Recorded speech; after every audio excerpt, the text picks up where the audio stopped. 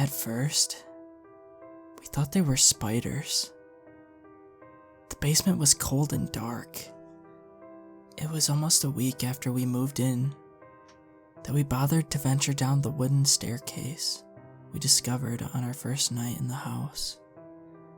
There was a switch at the top of the stairs. A single bulb lit the concrete bunker that lay underneath our home. My wife shivered, or perhaps shuddered, and stopped at the door as I took my first step downward. I've seen basements before, and this was nothing extraordinary. Concrete floors, haphazardous constructed shelving, and a feeling of dampness in the air. The corner of the room caught my eye as I looked around. As I said, at first, we thought they were spiders, ranging from tiny specks to alarmingly large. They gave the illusion of a multitude of legs, and they huddled in one corner of the basement near the ground. I had reached the bottom of the staircase, and I took a few concrete steps towards the spiders. I had never felt dread anything like what I felt in that moment. My skin went cold. The hairs on my arms stood on end, and it became an effort to even remain standing. Nausea overcame me. I took several steps back until my feet found the wooden staircase that led me back to the comfort of my new home. I took a breath. I embraced my wife. I installed a lock on the basement door. We heard noises at night, the sound of hushed movement, a rustling, something a little more organic. The sound of limbs, hundreds, thousands of them, flesh moving and grinding against itself in the middle of the night. We worried that our son would not be able to sleep, but as far as we could tell, he noticed nothing. About a week later, I opened the basement door on a whim. There was a flurry movement at the edge of the darkness. I flicked on the light, and the spiders scurried. I caught a haunting glimpse of them, scattered in bunches all around the room. The walls and ceilings were dark with patches of the creatures, huddling together, breathing.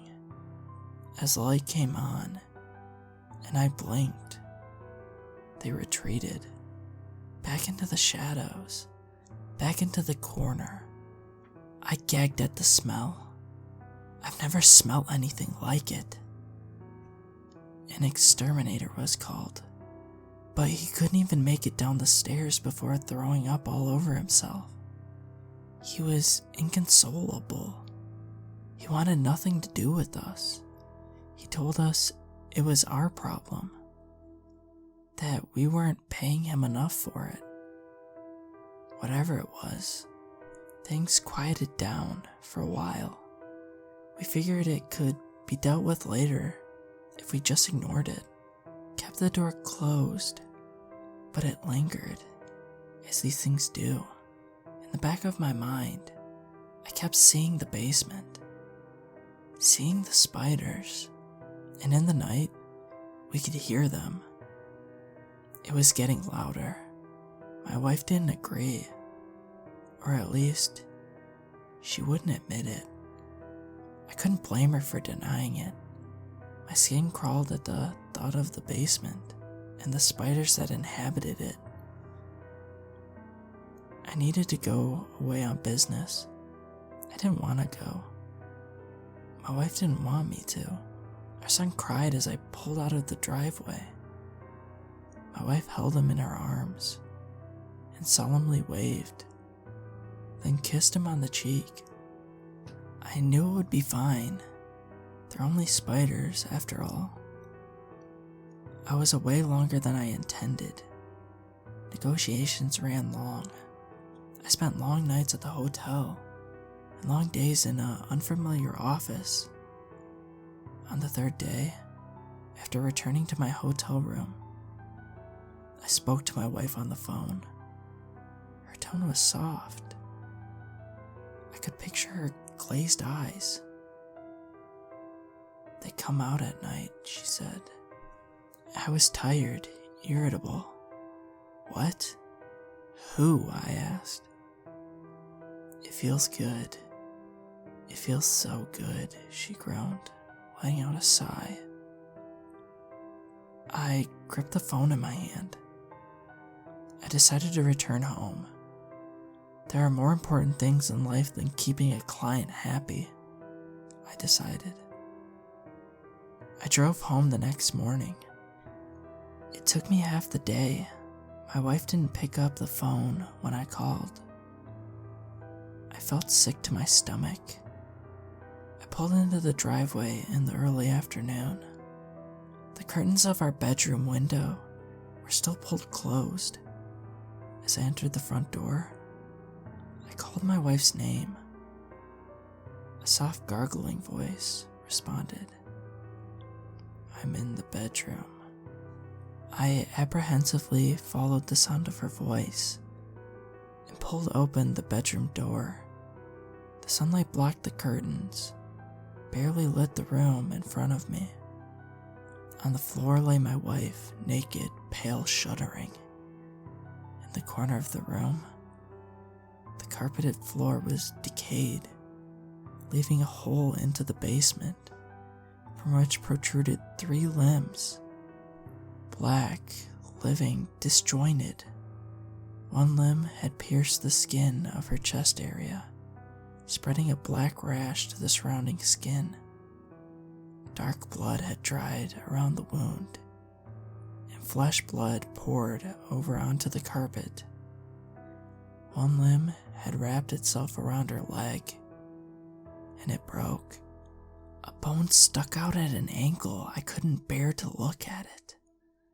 The third smallest limb had snaked its way into my wife's mouth, where it pulsed, the matted black fur that covered it brushing against her sickly pale skin. Vomit stained the edges of her mouth, the front of her clothes, and the carpet underneath her head. The stench overpowered me, and I immediately threw up on the floor in front of me. The sound I made caused reactionary movement. The third limb quickly retracted from her mouth, causing blood to well up from her throat and flow out onto her body and the floor. This vessel disappeared into the dark mass in the corner. The only 2 limbs moved in unison to pull her towards their destination in the corner. Her leg snapped again, and the skin on her chest ripped further as she was violently wrenched into the wall. The limbs pulled at her in unnatural ways. I watched, falling to my knees, vomit filling my nose and pouring from my mouth. Her chest was torn open, and her body folded into an impossible shape as her body was broken and pulled through the rotten hole in the floor into the basement. I cried out. My voice cracked, and through my tears, I saw more limbs, moving outwards from the corner of the room towards me. My hands felt puddles of vomit as I pushed myself backwards, out through the bedroom door. I scrambled to my feet and moved dazed, as quickly as I could down the hallway towards my son's bedroom. I couldn't think straight. I couldn't barely see. I threw open the door. My son's corpse lay empty. What was once the body of my child was now an empty shell. His insides appeared to have been sucked dry. Black rash covered part of his skin, near his mouth and his chest. His skull had collapsed inwards, as though it were the cocoon of an insect, crushed by the fingers of a man. I screamed. I stumbled forward and landed on my hands and knees in front of my son. desperation, I grabbed what was left of his arm and lifted it. The arm broke easily, the skin tearing to reveal weakened, rotting bones within. I cried out again, as every part of him I tried to hold, to feel, simply fell apart to my touch. I heard the sound of flesh moving, grinding against itself from below the room. I noticed that the floor underneath my son had rotted and darkened. And by this time, the sound became deafening. The rotted portions of the floor underneath my son's corpse began to fall away, and through the hole I saw limbs, black and matted fur, and dead flesh, writhing and climbing from the basement below. Thousands of limbs, fighting with each other, but somehow coordinated, rising towards me and filling the space in the basement below. The stench, nearly unbearable before, at this point overwhelmed me completely. My vision faltered, and I struggled to remain conscious. I stopped breathing and I fell backwards onto the carpet. The jolt awakened me. I don't know how I found the strength, but I crawled to my feet and I ran from the room. Tears hindered my vision as mucus and vomit filled my nose and my mouth. I dared not look into our bedroom as I continued to run. I swore I could see the walls and the floors of the house slowly rotting, turning black, surrendering themselves to the blight in the basement. I tripped and rolled out the front door of the house, and then scrambled back to my feet as I felt the limbs of the creature brush against my ankle. I screamed again and pulled my ankle as hard as I could. The limbs didn't get a chance to grip me properly, and I stumbled to my feet. I ran. I dared not look back. I dared not slow down. I dared not close my eyes. My breath ran out, yet I kept going. I could feel my body crying out for me to relent or to give in, but I couldn't. I allowed myself a brief look backwards and was faced with the sight I will never forget. An enormous, spider-like leg protruding through the roof of the house, shivered and stretched as the house appeared to be pulled down from the inside. Almost all at once, black smoke began to spread from where my house had once stood. But I turned back and continued to run. I didn't stop until my body collapsed, and I lay, losing consciousness, in the middle of the road. An older man was the one who came across me to listen to my incomprehensible cries of monsters, of my home, of my family. He gave me water. He took me to get help. He did not believe me. Nobody believed me. After some reflection, it's hard to blame him. The bodies were gone. The house lay in ruins. A freak accident, they said. The foundation of the house was unstable. It's amazing the lengths people will go to explain things away, especially given the alternative. Time passed, and my resolve faltered. The details of my story became shaky. That's why I'm recording what's left of them here. My wife and my son were lost years ago.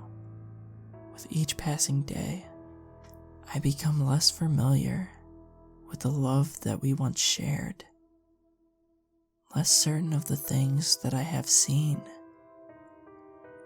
At first, we thought they were spiders. Now, I'm not even sure they were anything at all.